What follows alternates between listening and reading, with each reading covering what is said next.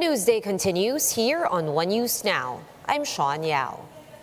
The Foreign Affairs Department has filed a diplomatic protest against China's imposition of a 3.5-month fishing moratorium in some parts of the West Philippine Sea. The DFA protested the moratorium as it covers waters in areas where the Philippines has sovereignty. The agency added that the declaration of the moratorium on fishing has no legal basis. The Philippines has called on China to comply with obligations under international law, particularly the UNCLOS and the Arbitral Award on the South China Sea. And the Agriculture Department assures the public that we have enough local supply of potatoes. Speaking on One Balita Pilipinas, Secretary William Dar said there is a potato shortage abroad due to issues on logistics and weather. He added that some countries have banned the export of their products in order to prioritize their own people.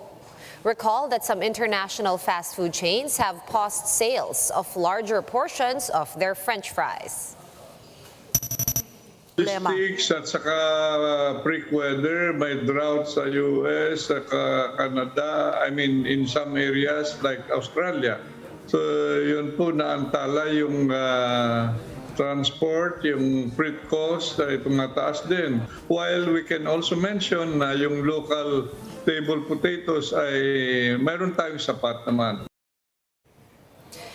And the Philippines has detected 5 more cases of the Omicron BA.2.12.1 subvariant. The Health Department said that all 5 cases were reported in the Western Visayas. 3 of these are from returning overseas Filipinos, while 2 are tagged as local cases. The country now has 22 cases of the specific Omicron subvariant. Earlier, the DOH confirmed the local transmission of the BA.2.12.1 subvariant here in the Philippines. And Senator Mig Zubiri clarifies that President-elect Bongbong Marcos did not order him to defer the confirmation hearing for some government posts. Camille Samonte with the report. The Commission on Appointment has deferred the confirmation hearing on recent appointees of outgoing President Rodrigo Duterte. These came after Senator Mig Zubiri floated the idea to give President-elect Bongbong Marcos Jr. the free hand to appoint his people for the said constitutional bodies. Some of them have, if I'm not mistaken, the chairperson of the Commission on Appointments will be there for 7 years, if I'm not mistaken. 7 years. That will, COA, Commission, on the Commission on Audit. And therefore, a position of 7 years, ibig sabihin, this new president, with a mandate of 31 million votes, will not even be able to appoint the head of the COA until even up to the last day of his term. The CA Committee on Constitutional Commissions was supposed to deliberate the appointments of Commission on Audit Chair Rizalina Noval, COMELEC Chair Saidamin Pangarunan, Commissioners George Garcia and Amy Neri, and Civil Service Commission Chair Carlo Nograles. The confirmation hearing was originally scheduled on May 25. Meanwhile, Senator Coco Pimentel said the confirmation of appointments should be done on a case-to-case basis. If a deserving appointment was made by the outgoing president, and then months earlier, the accident na naka-break na tayo because it was a campaign period, maybe we can proceed on a case-to-case basis naman. If there is an appointee like this one before us, which we can say also caps her career in government with a plum or a post which is very respectable and a constitutional office. Maybe a relaxation of that proposal can be requested. However, Zubiri said it might be unfair to other appointees if they deliberate the appointments on case-to-case basis. Zubiri then moved to reschedule the confirmation hearing on June 1, 2 days before the end of the regular session of the 18th Congress. Section 20 of the CA rules stated that any member may move for the suspension of action by the Commission on any nomination or appointment. Zubiri cited that then Senator Juan Ponce Enrile invoked Section 20 of the CA in 2016 during the last year of late President Noynoy Aquino. Nominees need to get at least 13 votes out of the 24 CA members to officially serve the position. Otherwise, they will only serve until June 3, the last session for the 18th Congress. If in case an appointee is rejected, they can no longer apply for the said position. Zubiri said the CA will decide on Wednesday whether to approve, bypass, or reject the nominees. Wednesday, magkakaroon po ng botohan and we'll vote during caucus if they will agree to confirm these appointees or to bypass the appointees. Pwede naman po sila, kung na-bypass naman sila, pwede naman po sila mag-reapply in the new administration. Zubiri meanwhile has clarified President-elect Bongbong Marcos did not direct him to defer the confirmation hearing. Zubiri is one of the contenders for the next Senate President in the 19th Congress. Hindi ko sinasabi utos ng cabinet members ni BBM yan. Ang sinasabi ko lang, we had a discussion and it would be nice, di ba? Sana naman, under the discussion, and I agree with them, na kung pwede, ibigay na lang natin yung courtesy yan sa bagong administration. Following this, Commissioner Garcia said he respects the decision of CA and will accept his fate. Sa amin naman po, siyempre kung whether natuloy ngayon o natuloy sa Wednesday, handa naman po yung mga miyembro ng, especially kami, ni na Chairman, ni na Commissioner Neri, ako personally, on what will happen to us, simply because at least ang importante lang, ako personally, ang importante lang, doon sa ilang araw o panahon na nandyan ako sa Commission election, at least we were able to conduct a very honest and peaceful election. I think that is very important. Whatever will happen to us, that is a matter of faith and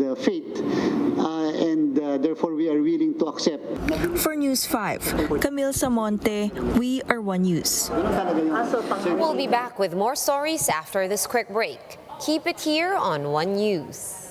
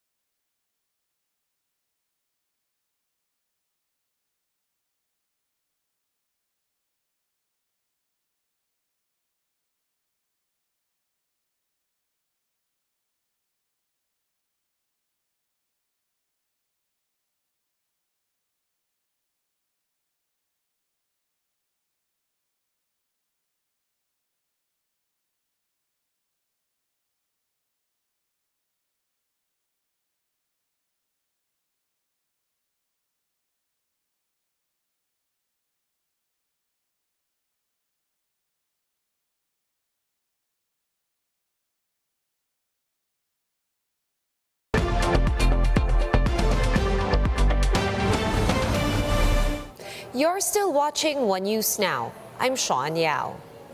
Authorities in Davao City are already preparing for the oath-taking of Vice President-elect Sara Duterte.